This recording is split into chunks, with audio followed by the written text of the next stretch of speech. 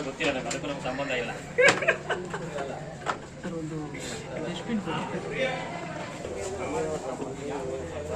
BP sugar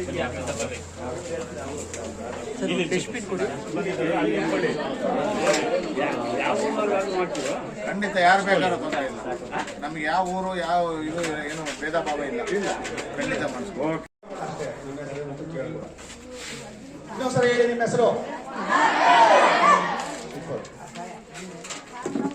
ನಿಮ್ಮ school ಹೆಸರು? ಆಮೇಲೆ ನೀವು ಎಲ್ಲಿಂದ ಬಂದಿದ್ದೀರಾ? ಹೋಗ್ಬೇಡಿ. ನಿಮ್ಮ ಊರ ಹೆಸರು ಹೇಳಿ. ಸ್ವಲ್ಪ ಸ್ವಲ್ಪ ಕಡಿಮೆ ಮಾಡಿ. ನಿಧಾನ ಕೇಳಿ, ಇನ್ನೂ ನಿಧಾನ ಕೇಳಿ. ಇನ್ನೂ ನಿಧಾನ ಕೇಳಿದ್ರೆ ಅರ್ಥ ಆಗಲ್ವಾ? ಇನ್ನೂ ನಿಧಾನ ಕೇಳಿ.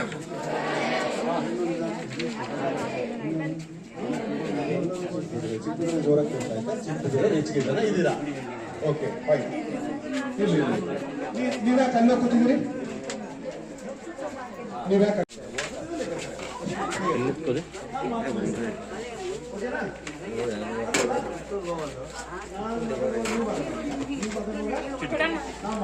ನೀವು ಮಾತಾಡಬಹುದು. ಇದು ಕ್ಲಾಸಲ್ಲಿ ಮಾತಾಡೋಕೆ ಅವಕಾಶ ಕೊಡಬೇಕು. ತರಗತಿ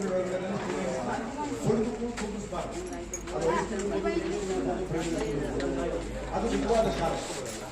ಮಾತಾಡೋಕೆ ಅವಕಾಶ ಇದೆ. ಆಟ ಅಂದ್ರೆ ಇಷ್ಟನಾ ನಿಮಗೆ? ಪಾಠ ಅಂದ್ರೆ ಇಷ್ಟನಾ? ಹಾಡು ಹೇಳೋದು ಇಷ್ಟನಾ? ಪೇಂಟಿಂಗ್ ಮಾಡೋದು ಇಷ್ಟನಾ? ಯಾಕೆ ಬರುತ್ತೆ?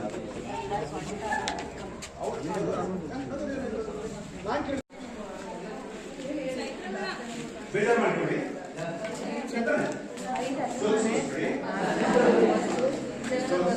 Okay fine. ಎಲ್ಲರೂ ಈಗ ನನ್ನ ಹತ್ರ ಬಂದಿದ್ದಾರೆ. ಈಗ ನಮ್ಮ ಮುಖ್ಯ ಆಹಾರ ಯಾವುದು?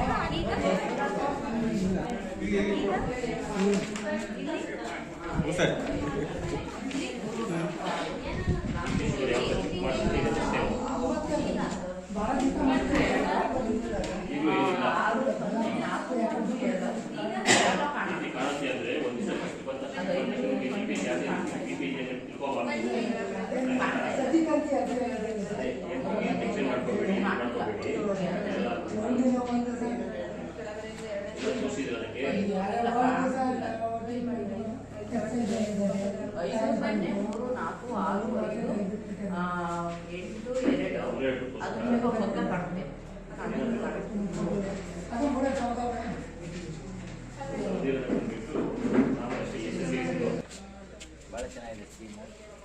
ಜನ ಬರಲಿ ಕುತ್ಕೊಳ್ಳಿ, ಸ್ವಲ್ಪ ಬರ್ತಾರಲ್ಲ ನೋಡಿ.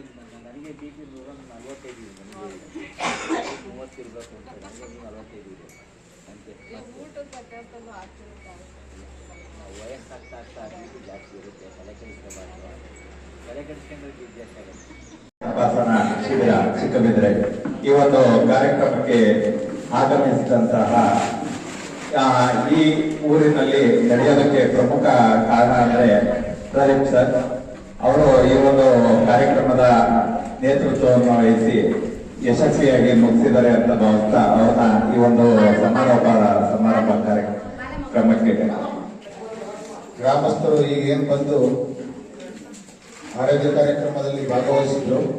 ಅದಕ್ಕೆಲ್ಲ ಮೂಲ ಕಾರಣ ನಮ್ಮ ಮಾರುತಿ ಪ್ರೌಢಶಾಲೆಯ ಶಿಕ್ಷಕರು ಮತ್ತು ಮುಖ್ಯೋಪಾಧ್ಯಾಯರು. ಇವರು ತುಂಬ ಚೆನ್ನಾಗಿ ಅದು ಲೇಟಾಗಿ ಬಂದು ಅದಕ್ಕೆ ಕ್ಷಮೆ ಇರಲಿ. ನಾವೇನೇ ಇಲ್ಲಿ ಇವತ್ತು ಆರೋಗ್ಯ ತಪಾಸಣೆ ಮಾಡಿರೋದಕ್ಕೆ ಅದರ ಕ್ರೆಡಿಟ್ ಹೋಗ್ಬೇಕಾಗಿರೋದು ಶಾಲಾ ವೃಂದಕ್ಕೆ, ಶಾಲಾ ಶಿಕ್ಷಕ ವೃಂದಕ್ಕೆ. ಅವರಿಂದ ನಮ್ಮನ್ನು ನಾವು ಏನೇ ಇಲ್ಲಿ ಬಂದು ನಾವು ಬೇರೆ ಒಂದು ಮನೆಯಲ್ಲಾಗಲಿ ಅಥವಾ ಬೇರೆ ಒಂದು ಸ್ಥಳದಲ್ಲಾಗಲಿ ಮಾಡಿದ್ರೆ ಇಷ್ಟು ಜನ ಸೇರ್ಸಕ್ಕೆ ಆಗ್ತಿರ್ಲಿಲ್ಲ. ನಾವು ಪಾಪ ಅವ್ರು ಹೇಳಿದ್ರು ಬಂದು ಬೆಳಿಗ್ಗೆಯಿಂದ ಕಾಯ್ತಿದ್ರು, ಜನ ಹೋದ್ರು, ಅಷ್ಟು ಜನ ಹೋದ್ರು. ಆದ್ರೂ 50 ಜನದ ಮೇಲೆ ನಾವು ತಪಾಸಣೆ ಮಾಡಿದ್ರು. ನಾವು ಬಂದು ಇಲ್ಲಿ ಬಂದಿದ್ದ ಮುಖ್ಯ ಉದ್ದೇಶ ಸಕ್ಕರೆ ಕಾಯಿಲೆಯಿಂದ ಬರ್ತಕ್ಕಂಥ ಕಾಲಿನ ತೊಂದರೆಗಳು, ಕಣ್ಣಿನ ತೊಂದರೆಗಳು, ಆಮೇಲೆ ಸಕ್ಕರೆ ಕಾಯಿಲೆ ಇದೆಯಾ ಇಲ್ವಾ ಇದ್ರ ಬಗ್ಗೆ ಚೆಕ್ ಮಾಡಲಿಕ್ಕೆ ಅಂತ ಬಂದಿದ್ದು. ಅದು ವಿದ್ಯಾರ್ಥಿಗಳಿಗಲ್ಲ, ಸ್ವಲ್ಪ ವಯಸ್ಕರಿಗೆ. ಅಂದರೆ ವಿದ್ಯಾರ್ಥಿಗಳಿಗೆ ಸದ್ಯ ನೀವೆಲ್ಲ ಆಕ್ಟಿವ್ ಆಗಿರ್ತೀರ. ಆಮೇಲೆ ಈಗ ಸಕ್ಕರೆ ಕಾಯಿಲೆ ಬರೆದಂಥ ವಯಸ್ಸು ಅಂದರೆ ಈ ಚಿಕ್ಕ ಮಕ್ಕಳಿಗೂ ಬರುತ್ತೆ ಸಕ್ಕರೆ ಕಾಯಿಲೆ, ಬಟ್ ಇಲ್ಲಿ ಯಾರು ಇಲ್ಲ, ಅದು ಅದೃಷ್ಟ.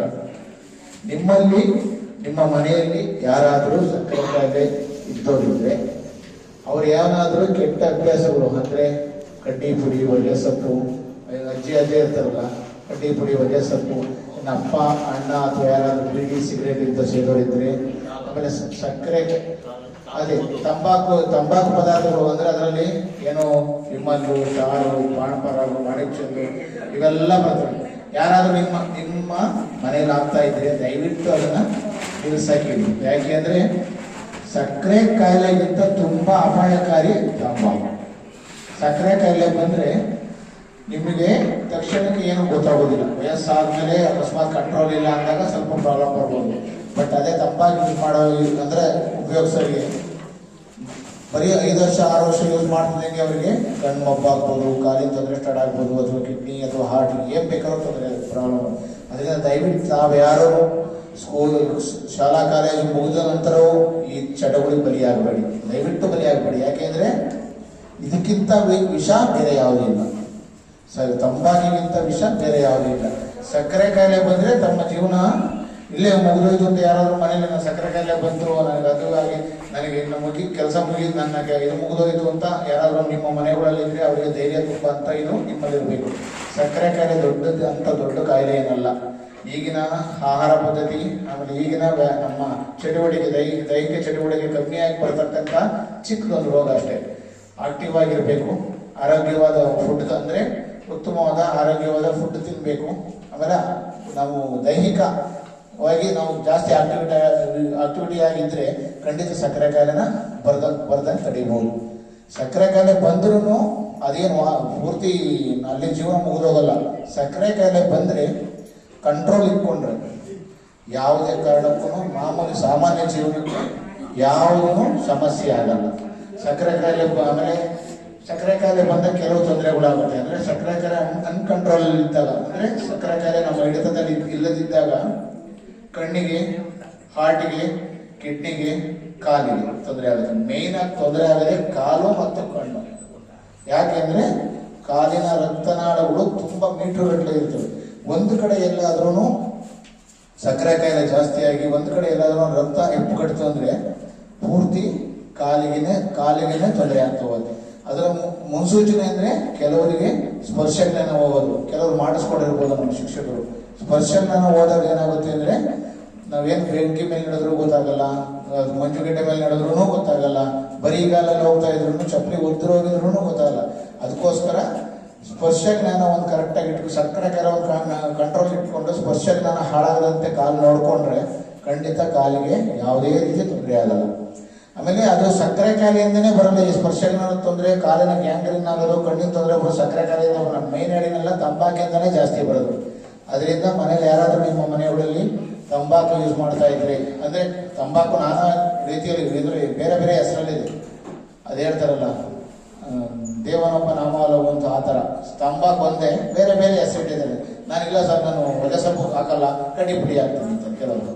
ಏನಮ್ಮ ಒಳ್ಳೆ ಸೊಪ್ಪು ಹಾಕ್ತೀಯ, ಅವರಿಗೆ ಕಾಲಿನ ತೊಂದರೆ ಇದಾಗಿರುತ್ತೆ, ಅಥವಾ ಅಕಸ್ಮಾತ್ ಹಾರ್ಟಿಗೆ ಪ್ರಾಬ್ಲಮ್ ಆಗಿರುತ್ತೆ, ಅಥವಾ ಲಕ್ವ ಹೊಡೆದಿರ್ಬೋದು. ಬೀಡಿ ಸೇದೋರಿಗೆ ಜಾಸ್ತಿ ವಯಸ್ಸಾದರೂ ನೋಡಿರ್ಬೋದು, ಒಂದು ಕೈ ಒಂದು ಕಾಲು ಎಳ್ಕೊಂಡು ಓಡಾಡ್ತಾ ಇರ್ತಾರೆ. ಅದಾಗೋದು ತಂಬಾಕು ಯೂಸ್ ಮಾಡೋದ್ರಿಂದ BP ಅಂದರೆ ರಕ್ತದೊತ್ತಡ ಜಾಸ್ತಿಯಾಗಿ ಒಂದು ಕಡೆ ರಕ್ತ ಚಲನೆ ನಿಂತು ಹೋಗಲ್ಲ ಮೆದುಳಲ್ಲಿ. ಅದರ ಆಪೋಸಿಟ್ ಭಾಗ ಲಕ್ವ ಹೊಡೆಯೋದಂದ್ರೆ ಎರಡೂ ಕೆಲಸ ಮಾಡಲ್ಲ, ಅದನ್ನೇ ಲಕ್ವ ಅಂತ ಹೇಳ್ತಾರೆ. ಅದಕ್ಕೆ ಅದನ್ನು ಹುಷಾರು ಮಾಡ್ಬೋದು. ಬಟ್ ತುಂಬಾ ದುಡ್ಡು ಖರ್ಚಾಗುತ್ತೆ, ದುಡ್ಡು ಖರ್ಚಾಗೋದ್ರಿಂದ ಎಲ್ಲ ನೋವು, ಸಮಯ ಎಲ್ಲ ವ್ಯರ್ಥ. ಅದು ಅದರಿಂದ ಏನಿದ್ರಿಂದ ಆಗುತ್ತೆ ಅಂದರೆ ಅವರಿಗೆ ಸಕ್ಕರೆ ಕಾಯಿಲೆನೂ ಇರಲ್ಲ, ಫಸ್ಟ್ BP ಇರಲ್ಲ. ಯಾವ ತಂಬಾಕು ಯೂಸ್ ಮಾಡ್ತಾರೋ ಅವಾಗ ತಂಬಾಕಿಂದ ಬರ್ತಕ್ಕಂಥ ಸಾಮಾನ್ಯ ತೊಂದರೆಗಳು. ಅದರಿಂದ ನಿಮ್ಮ ಮನೆಗಳಲ್ಲಿ ಯಾರೂ ನೀವು ಅಷ್ಟೇ, ನೀವು ತಂಬಾಕು ಏನೇ ಇದು ಮಾಡಿದ್ರು ತಂಬಾಕು ಚಟ ಮಾತ್ರ ಕಲಿಬೇಡಿ ದಯವಿಟ್ಟು. ಯಾವುದೇ ಒಂದು ಚಟಗಳು ಅಂದರೆ ಅದನ್ನು ಅದ್ರ ಬಗ್ಗೆ ಬೇರೆ ಕಡೆ ಗಮನ ಕೊಟ್ಟಾಗ ಆ ಚಟಗಳಿಗೆ ದಾಸರಾಗೋದು ತಪ್ಪುತ್ತೆ. ಅದರಿಂದ ಆಕ್ಟಿವ್ ಆಗಿರಿ, ಒಳ್ಳೆ ಫುಡ್ ತಿನ್ನಿ, ಒಳ್ಳೆ ಹೇಳಿರಲ್ಲ ನಮ್ಮ ಬಿಳಿಗೆರೆ ಕೃಷ್ಣಮೂರ್ತಿ ಸರ್ ಏನಂತ ಹೇಳ್ಕೊಟ್ರಿ ಇವತ್ತು, ಪ್ರತಿಯೊಬ್ಬರೂ ನೀವು ಗಲಾಟೆ ಮಾಡ್ತಿದ್ರಿ, ಅವರು ನಿಮ್ಮ ದಾರಿಯಲ್ಲೇ ಬಂದು ನಿಮಗೆ ಪಾಠ ಮಾಡಿದರು. ಅದು ಅವರ ಲೆವೆಲ್ಗೆ ನೀವು ಹೋಗಬೇಕು ಅಂದರೆ ಫಸ್ಟ್ ಎಜುಕೇಟೆಡ್ ಆಗಬೇಕು, ದುರಭ್ಯಾಸಗಳಿಂದ ದೂರ ಇರಬೇಕು, ದೈಹಿಕ ಚಟುವಟಿಕೆ ಚೆನ್ನಾಗಿರಬೇಕು. ಇಷ್ಟು ನೀವು ನಿಮ್ಮಲ್ಲಿ ಇದ್ದರೆ ಖಂಡಿತ ದೊಡ್ಡ ವ್ಯಕ್ತಿ ಆಗ್ತೀರ. ಅದರಿಂದ ದಯವಿಟ್ಟು ಯಾರೋ ಕೆಟ್ಟ ಅಭ್ಯಾಸಗಳಿಗೆ ಇದಾಗಬೇಡಿ. ನಿಮ್ಮ ಮನೆಯಲ್ಲಿ, ನಿಮ್ಮ ಅಕ್ಕಪಕ್ಕದಲ್ಲಿ ಮನೆಯಲ್ಲಿ ಯಾರಾದರೂ ನಮ್ಮ ಹಾಸ್ಪಿಟ್ಲ್ಗಳಲ್ಲಿ ಕೆಲವು ಉಚಿತ ಸೇವೆಗಳಿದ್ದಾವೆ. ನಿಮ್ಮ ಅಕ್ಕಪಕ್ಕ ಮನೆಯಲ್ಲಿ ಈ ಸೀಳು ಅರ್ಧ ತುಟಿ ಇದಾಗಿರುತ್ತೆ ಗೊತ್ತಾ, ಸೀಳು ತುಟಿ ಅಂತ ಹೇಳ್ತೀವಿ. ಆ ಥರದ ಮಕ್ಕಳು ಯಾರಾದರೂ ಹುಟ್ಟಿದ್ರೆ, ಅಕಸ್ಮಾತ್ ಇದ್ರೆ, ದೊಡ್ಡವರಾಗಿರಲಿ ಚಿಕ್ಕವರಾಗಿರಲಿ, ಅದು ಉಚಿತವಾಗಿ ಆಗುತ್ತೆ ನಮ್ಮಲ್ಲಿ. ಆಮೇಲೆ ಯಾರಿಗಾದರೂ ಈ ಶುಗರ್ ಬಂದು ಆಕ್ಸಿಡೆಂಟ್ ಆಗಿ ಅಥವಾ ಬೇರೆ ಬೇರೆ ಕಾರಣಗಳಿಂದ ಕಾಲು ಏನಾದರೂ ಕಟ್ಟಾಗಿದ್ರೆ, ಇವನ್ ಮಂಡಿಯಿಂದ ಕೆಳಗಾಗಿರ್ಬೋದು, ಮಂಡಿಯಿಂದ ಮೇಲಾಗಿರ್ಬೋದು, ಅಥವಾ ಬರೀ ಮುಂಗಾಲಾಗಿರ್ಬೋದು, ಇಂಥವ್ರಿಗೆ ಉಚಿತವಾಗಿ ಕಾಲುಗಳನ್ನ ಹಾಕಿಸೋ ಅಂತ ಇದು ನಮ್ಮ ಹಾಸ್ಪಿಟಲ್. ವಿದ್ಯಾರ್ಥಿಗಳು ಈಗ ಒಂದು SLC ಯಾವ ಮಕ್ಕಳಿಗೇನೋ ಬೆನ್ನು, ಈಗ ಕೆಲವರಿಗೆ ಒಂದು ಕಡೆ ವಾಲ್ಕೊಂಡಿರ್ತಾರೆ, ಬೆನ್ನು ಮೂಳೆ ತೊಂದರೆ ಅಂತ ಹೇಳ್ತೀವಿ, ಬೆನ್ನು ಉರಿ ತೊಂದರೆ ಅಂತ ಹೇಳ್ತೀವಿ, ಸ್ಪೈನಲ್ ಕಾರ್ಡ್ ಪ್ರಾಬ್ಲಮ್. ಆ ಥರ ಮಕ್ಕಳು ಯಾರಾದರೂ ಇದ್ರೆ ನಿಮ್ಮ ಅಕ್ಕಪಕ್ಕದಲ್ಲಾಗಲಿ ಇದರಲ್ಲಾಗಲಿ ಸಾರಿ ನಂಬರ್ ಕೊಟ್ಟಿದ್ದೀವಿ, ಆ ನಂಬರ್ ತೊಗೊಂಡು ಬಂದರೆ ನಮ್ಮ ಹಾಸ್ಪಿಟಲಲ್ಲಿ ಅಪ್ ಟು 8 ಲಕ್ಷದವರೆಗೂ ಫ್ರೀ ಉಚಿತವಾಗಿ ಆಪರೇಷನ್ ಮಾಡ್ತಾರೆ. ಅವ್ರಿಗೆ ಯಾವುದೇ ಇದಿಲ್ಲ. ಸೀಳು ತುಟಿ ಅಂತ ಇದ್ದವರಿಗೆ ಅವರಿಗೆ ಬರಲಿಕ್ಕೆ ಹೋಗಲಿಕ್ಕೆ ಬಸ್ ಚಾರ್ಜು, ಊಟ ತಿಂಡಿ ಎಲ್ಲ ಕೊಟ್ಟು ಅವ್ರಿಗೆ ಸರ್ಜರಿನೂ ಮಾಡಿ ಟ್ರೀಟ್ಮೆಂಟು ಯಾವ ₹1 ಅವ್ರ ಕೈಯಿಂದ ಬಿಡಲ್ಲ, ಅದು ಉಚಿತವಾಗಿರುತ್ತೆ. ಅಂಥದ್ದು ಮಕ್ಕಳು ನಿಮ್ಮ ಅಕ್ಕಪಕ್ಕದ ಮನೇಲಿ ಯಾರಾದರೂ ಇದ್ದರೆ, ನಿಮಗೆ ಗೊತ್ತಿರೋ ಮಕ್ಕಳು ಯಾರು ಇದ್ದರೆ, ವಯಸ್ಸಾಗಿದ್ರು ಬರೋಲ್ಲ ಸೀಳು ತುಟಿ ಬಗ್ಗೆ. ಬೆನ್ನು ಮೂಳೆದು ಮಾತ್ರ ಮಿನಿಮಮ್ ಸ್ಟೇಜ್ ಅಂತ ಇರುತ್ತೆ, ಅವರಿಗೆ ಫುಲ್ ಉಚಿತವಾಗಿ ಮಾಡ್ಕೊಡ್ತಾರೆ. ಈಗ ಆಮೇಲೆ ವಯಸ್ಸಾಗಿರೋ ಯಾರೇ ಕಾಲು ಕಳ್ಕೊಂಡಿರ್ಬೋದು ಅಂಥವ್ರಿಗೆ ಉಚಿತವಾಗಿ ಕಾಲು ಹಾಕ್ಸೋ ಅಂತ ಸೌಲಭ್ಯ ಇದೆ. ಇನ್ನು ಕೆಲವು ಉಚಿತ ಇವಿದೆ, ಅದು ಅವರ ಅಂದರೆ ಏನು ಆಹಾರ ಪಡಿತರ ಚೀಟಿ ಇರುತ್ತಲ್ಲ ಅದ್ರ ಮೇಲೆ ಡಿಪೆಂಡ್ ಆಗುತ್ತೆ. ಬಟ್ ಇದಕ್ಕೆ ಯಾವುದೇ ಪಡಿತರ ಚೀಟಿ ಏನೂ ಬೇಕಿಲ್ಲ. ಕಾಲು ಕಳ್ಕೊಂಡವರಿಗೆ, ಸೀಳು ತುಟಿಯವರಿಗೆ ಅಥವಾ ಬೆನ್ನು ಯಾವುದೇ ಬೇಕಿಲ್ಲ. ಬಡವರಾದರೂ ಸರಿ, ಶ್ರೀಮಂತರಾದರೂ ಸರಿ, ಅವ್ರಿಗೆ ಉಚಿತವಾಗಿ ಮಾಡಿಕೊಡ್ತಾರೆ. ಅದರಿಂದ ಯಾವುದೇ ಕೆಟ್ಟ ಚಟಕ್ಕೆ ಇದಾಗಬೇಡಿ. ಆಮೇಲೆ ಇಲ್ಲಿ ನಮಗೆ ಇನ್ನೊಂದು ಮತ್ತೊಮ್ಮೆ ನಮಗೆ ಇಲ್ಲಿ ಆರೋಗ್ಯ ತಪಾಸಣೆ ಮಾಡಲಿಕ್ಕೆ ಅನುಕೂಲ ಮಾಡಿಕೊಟ್ಟಂಥ ಎಲ್ಲರಿಗೂ ಧನ್ಯವಾದ. ನಮಸ್ಕಾರ.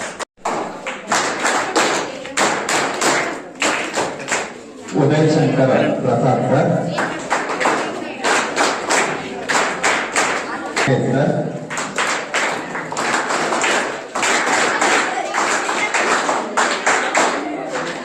ಅಜಯ್ ಕುಮಾರ್ ಸರ್,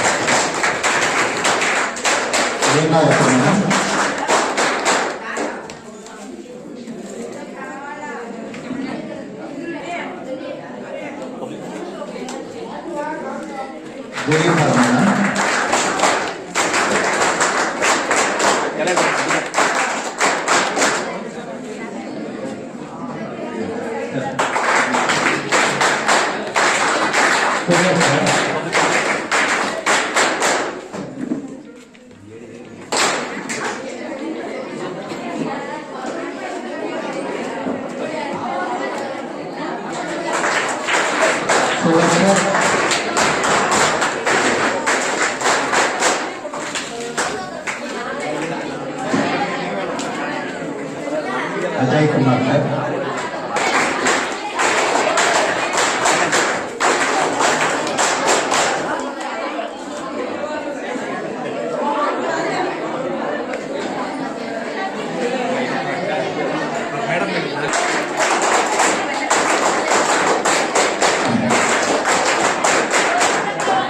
ಎಲ್ಲ ಟೀಚರ್ಸ್